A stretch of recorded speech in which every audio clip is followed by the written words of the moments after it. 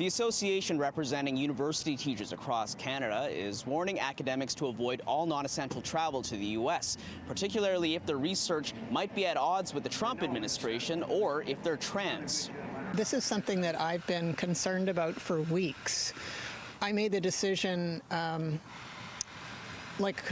several months ago to curtail my travel to the United States because as a trans person, it's quite terrifying, to be honest, to imagine going through the U.S. border. The travel warning from the Canadian Association of University Teachers comes at a time of challenge to U.S. education, spearheaded by the U.S. president, who has retaliated against American universities that won't comply with the government's demands.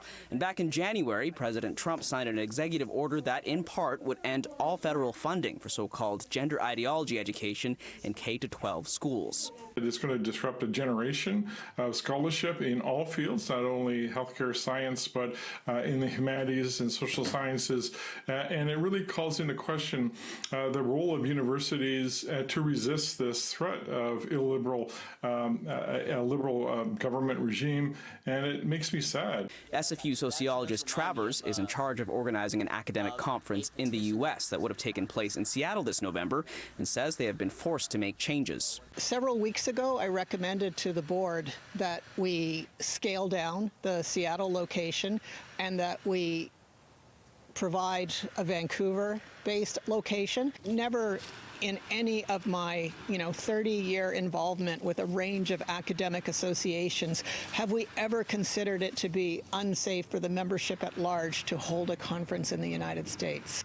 The SFU Faculty Association president says such conferences are places where academics have the opportunity to improve their work. That's where our research gets refined, validated, expanded, and disseminated.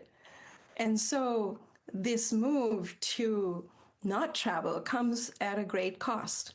The consequence, the impact is huge. But, we're seeing this in a context where post-secondary educational institutions in the United States are under unprecedented attack from the federal government. The Canadian government recently updated its advisory to warn residents traveling to the United States that they may face scrutiny from border guards and the possibility of detention if denied entry.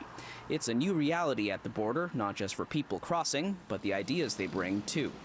In Vancouver, Kier Junos, City News.